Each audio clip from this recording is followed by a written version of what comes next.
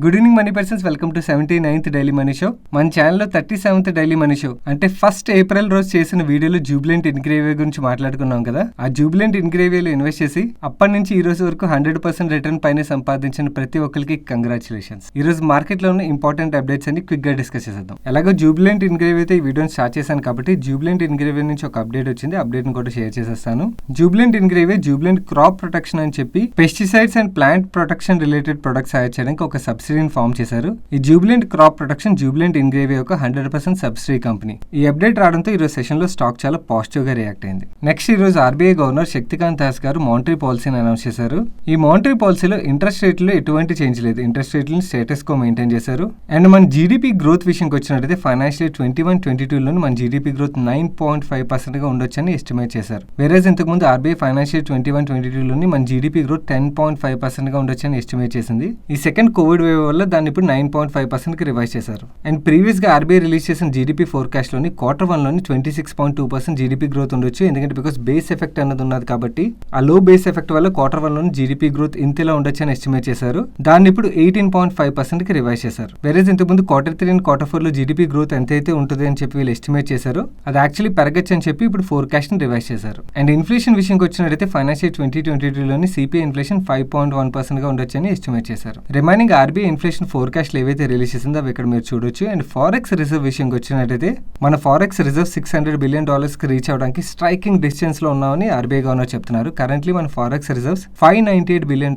కి రీచ్ అయినట్టుగా అని చెప్తున్నారు. అండ్ అలాగే 15,000 crores వన్ ట్యాప్ లిక్విడిటీ విండోని అనౌన్స్ చేశారు. ఈ లిక్విడిటీ విండో కోవిడ్ వల్ల బాగా ఎఫెక్ట్ అయిన హోటల్స్, సెలూన్స్, ట్రావెల్, టూరిజం ఇక్కడ మీకు కనబడుతున్న ఈ సెక్టర్స్ అన్ని ఏవైతే ఉన్నాయో ఈ సెక్టర్స్ అన్నిటికీ బ్యాంక్స్ అడిషనల్ గా లోన్స్ ఇవ్వడం కోసం అని చెప్పి ఆర్బీఐ ప్రొవైడ్ చేస్తున్నట్టుగా చెప్తున్నారు. అండ్ ఈ 15,000 crores లిక్విడిటీని 3 years టెన్యూర్ తో రెపో రేట్ కే ప్రొవైడ్ చేస్తున్నట్టుగా ఆర్బీఐ చెప్తుంది. ఇది డెఫినెట్లీ కోవిడ్ వల్ల బాగా ఎఫెక్ట్ అయిన hotels and tourism related companies ఏవైతే ఉంటాయో వాళ్ళందరికీ మనం పాజిటివ్ గా అర్థం చేసుకోవాలి. అండ్ అలాగే మార్కెట్ లో లిక్విడిటీ పెంచడం కోసం 1.2 lakh crores government securities acquisition program కూడా అనౌన్స్ చేశారు. అండ్ ఎంఎస్ఎంఈ సెక్టర్ ని దృష్టిలో పెట్టుకుని సిడ్బీకి 16,000 crores స్పెషల్ లిక్విడిటీ ఫెసిలిటీని కూడా అనౌన్స్ చేశారు. ఇవి ఆర్బీఐ గవర్నర్ శక్తికాంత్ దాస్ గారు ఈ రోజు మానిటరీ పాలసీలో అనౌన్స్ చేసిన ఇంపార్టెంట్ అప్డేట్స్. మన నెక్స్ట్ మార్కెట్ అప్డేట్ చూసినట్లయితే ఈ రోజు మార్నింగ్ మార్కెట్ పాజిటివ్ లోనే ఓపెన్ అయింది. బట్ కానీ ఆర్బీఐ మానిటరీ పాలసీ తర్వాత మార్కెట్స్ కరెక్ట్ అవడం స్టార్ట్ అయ్యి సెన్సెక్స్ 132 పాయింట్స్ కరెక్ట్ అయ్యి 52,100 పాయింట్స్ దగ్గర క్లోజ్ అయింది. నిఫ్టీ 20 పాయింట్స్ కరెక్ట్ అయ్యి 15,670 పాయింట్స్ దగ్గర క్లోజ్ అయింది. అండ్ మానిటరీ పాలసీ తర్వాత బ్యాంక్ నిఫ్టీలో బాగా ప్రెషర్ అనేది కనబడింది. బ్యాంక్ నిఫ్టీ ఈ రోజు సెషన్ లో 1% కరెక్ట్ అయింది. మన నెక్స్ట్ అప్డేట్ చూసినట్లయితే ట్యూబ్స్ తయారు చేసే ఏపీఎల్ అపోలో వాళ్ళు Q4 నెంబర్స్ రిలీజ్ చేసింది. ఆ నెంబర్స్ ఎలా ఉన్నాయో మనం ఇప్పుడు చూద్దాం. వీళ్ళ sales volume last year Q4 తో కంపేర్ చేస్తే 9% ఇంక్రీజ్ అయింది.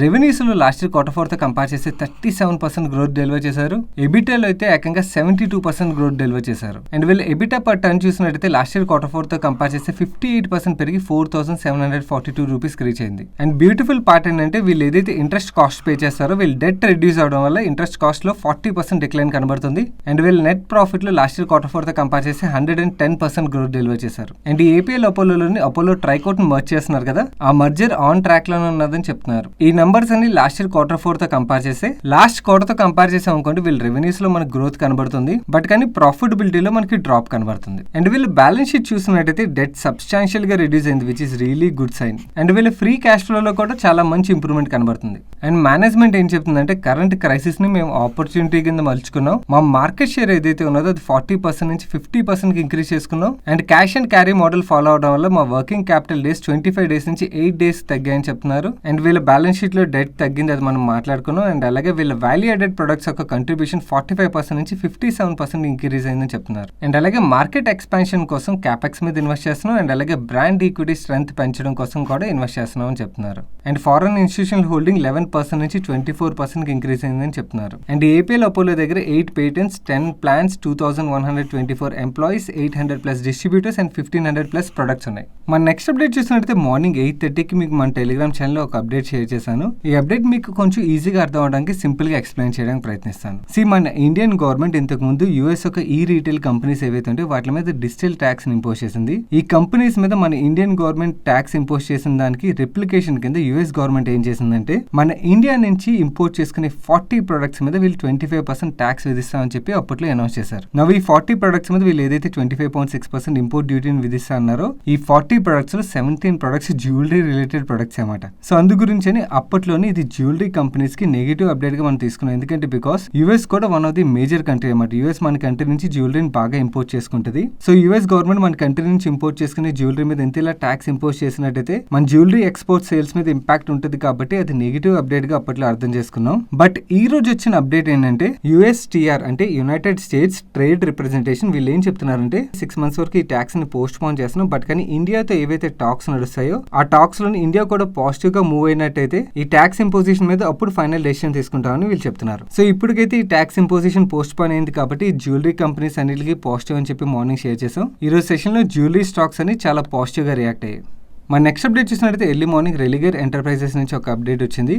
వీళ్ళ డెట్ రీస్ట్రక్చరింగ్ అండ్ అలాగే లెండర్స్ కన్సార్టియం కి ఫేవరబుల్ రెస్పాన్స్ వచ్చినట్టుగా వీళ్ళు చెప్తున్నారు. ఈ లెండర్స్ కన్సార్టియం ని ఎస్బీఐ లీడ్ చేసినట్టుగా అండ్ వీళ్ళ డెట్ రీస్ట్రక్చరింగ్ ప్లాన్ ని ఎస్బీఐ కన్సిడర్ చేసినట్టుగా వీళ్ళు చెప్తున్నారు. రెలిగేర్ బోర్డ్ 8th June రోజు మీట్ అయ్యి ఫండ్ రైజింగ్ కూడా కన్సిడర్ చేయబోతున్నట్టుగా చెప్తున్నారు. అండ్ ఈ రెలిగేర్ ఎంటర్ప్రైజెస్ వేరియస్ ఇన్వెస్టర్స్ దగ్గర నుంచి 300 to 400 crores ఫండ్ ని రేస్ చేయబోతున్నట్టుగా చెప్తున్నారు. అండ్ ఈ ఫండ్ రైజింగ్ విషయంకి వచ్చినట్టయితే rights issue and preferential issue mix లో ఉంటుందని వీళ్ళు చెప్తున్నారు. అండ్ అలాగే రెలిగేర్ ఒక ఇన్సూరెన్స్ ఆర్మ్ ఏదైతే ఉన్నదో దాన్ని ఐపీఓ కూడా ప్లాన్ చేస్తున్నట్టుగా వీళ్ళు చెప్తున్నారు.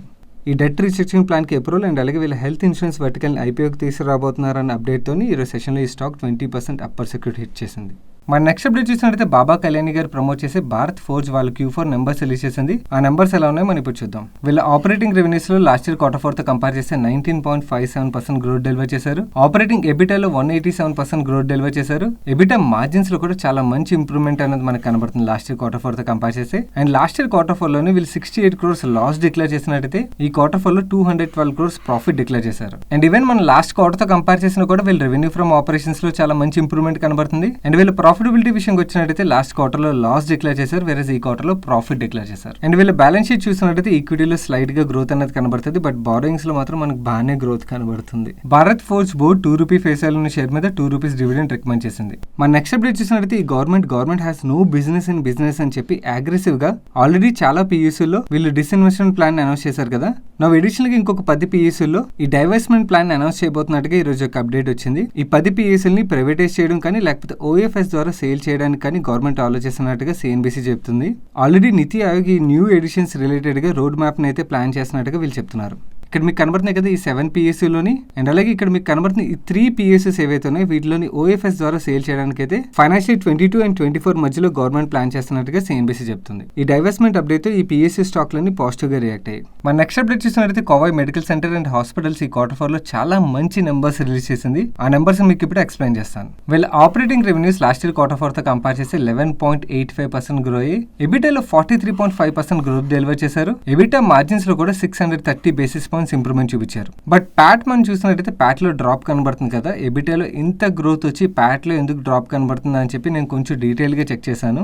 మనం డీటెయిల్ గా చూసినట్టయితే వీళ్ళ ట్యాక్స్ నెంబర్ లో సబ్స్టాన్షియల్ డిఫరెన్స్ రావడం వల్ల మనకు ప్యాట్ లో ఇంపాక్ట్ ఉన్నది. కానీ వీళ్ళ ఆపరేషన్స్ బట్టి ప్రాఫిటబిలిటీ చూసినట్టయితే చాలా బాగా ఇంక్రీజ్ అయింది లాస్ట్ ఇయర్ Q4 తో కంపేర్ చేసిన లాస్ట్ క్వార్టర్ తో కంపేర్ చేసిన. ఈ కోవాయ్ మెడికల్ సెంటర్ కి 2 వర్టికల్స్ ఉన్నాయి, ఒకటి హెల్త్ కేర్ ఇంకోటి ఎడ్యుకేషన్. 2 వర్టికల్స్ లోని లాస్ట్ ఇయర్ Q4 తో కంపేర్ చేసిన లాస్ట్ క్వార్టర్ తో కంపేర్ చేసిన చాలా మంచి రెవెన్యూలో పర్ఫార్మెన్స్ డెలివర్ చేశారు. సిమిలర్లీ ప్రాఫిటబిలిటీలో కూడా 2 వర్టికల్లోని చాలా మంచి ఇంప్రూవ్మెంట్ డెలివర్ చేశారు. అండ్ వీళ్ళ బ్యాలెన్స్ షీట్ చూసినట్టయితే ఈక్విటీ పెరిగింది అండ్ అలాగే డెట్ కూడా long term debt and short term debt కూడా పెరిగింది. అండ్ ఈ Kovai medical centre board ₹3 dividend recommend చేసింది. మన నెక్స్ట్ అప్డేట్ చూసినట్టయితే 12,200 crores telecom equipment related PLA scheme ని గవర్నమెంట్ ఆల్రెడీ అనౌన్స్ చేసింది కదా. ఈ PLA స్కీమ్ రిలేటెడ్ గా గైడ్ లైన్స్ నిన్న డాట్ రిలీజ్ చేసింది. ఈ PLA స్కీమ్ లో పార్టిసిపేట్ చేద్దాం అనుకున్న కంపెనీస్ ఈ రోజు నుంచి నెక్స్ట్ 30 days వరకు అప్లై చేయడానికి వీళ్ళు విండో ఓపెన్ చేశారు. అండ్ ఈ కంపెనీస్ అప్లై చేసిన తర్వాత గవర్నమెంట్ ఆఫ్ ఇండియా సెలెక్ట్ చేసిన కంపెనీని ఇన్సెంటివైజ్ చేయబోతున్నట్టుగా మనకు ఆల్రెడీ తెలుసు. ఈ ఇన్సెంటివైజేషన్ ఈ April 1 నుంచి ఫైనాన్షియల్ 25-26 వరకు కూడా ఉంటుంది. అండ్ గవర్నమెంట్ ఆఫ్ ఇండియా ఈ PLA స్కీమ్ ద్వారా మన ఇండియాలోకి దగ్గర 3,000 crores ఇన్వెస్ట్మెంట్ రాబోతున్నట్టుగా ఎస్టిమేట్ చేస్తుంది. అండ్ ఈ PLA స్కీమ్ ద్వారా గ్లోబల్ కంపెనీస్ మన ఇండియాకి వచ్చి వాళ్ళ ఆపరేషన్ స్టార్ట్ చేయడం ద్వారా చాలా జాబ్ క్రియేషన్ కూడా జరుగుతుందని చెప్పి గవర్నమెంట్ ఆఫ్ ఇండియా చెప్తుంది. అండ్ ఈ కంపెనీస్ ఇక్కడికి వచ్చి వాళ్ళ ప్రొడక్షన్ స్టార్ట్ చేసినట్టయితే వీళ్ళు ఇక్కడ నుంచి ఎక్స్పోర్ట్స్ స్టార్ట్ చేస్తే మన ఎక్స్పోర్ట్స్ కూడా పెరుగుతాయి కాబట్టి డెఫినెట్లీ ఇది మనం పాజిటివ్ గా తీసుకోవాలి. అండ్ ఈ PLA స్కీమ్ లో మన ఇండియన్ కంపెనీస్ కూడా like Dixon, ITI, Tata communications, Tejas network లాంటి కంపెనీలు కూడా పార్టిసిపేట్ చేయబోతున్నాయి కాబట్టి ఈ PLA స్కీమ్ లో ఈ కంపెనీ సెలెక్ట్ అయినట్టయితే ఈ కంపెనీస్ మనం పాజిటివ్ గా అర్థం చేసుకోవచ్చు. That's it for today's daily money show guys. ఈ రోజు డైలీ మనీ షోలో షేర్ చేసిన అప్డేట్స్ మీకు హెల్ప్ఫుల్ ఇప్పటివరకు వీడియోని లైక్ చేయనట్టయితే వీడియోని తప్పకుండా లైక్ చేయండి. అండ్ ఈ వీడియో మీ friends and family members helpful అవుతుందంటే వాళ్ళు తప్పకుండా షేర్ చేయండి. అండ్ మీరు ఇదే ఫస్ట్ టైం మన మనీ పర్స్ ఛానల్కి వచ్చి ఛానల్ సబ్స్క్రైబ్ చేయనట్టయితే ఇక్కడ సబ్స్క్రైబ్ బటన్ మీద క్లిక్ చేసి ఛానల్ సబ్స్క్రైబ్ చేసి పక్కన ఉన్న బెల్ ఐకాన్లోని ఆల్ నోటిఫికేషన్స్ యాక్టివేట్ చేసుకోండి. నేను సాయి కృష్ణ పత్రి మరొక ఇంట్రెస్టింగ్ వీడియోతో కలుస్తాను. Till then have a great weekend.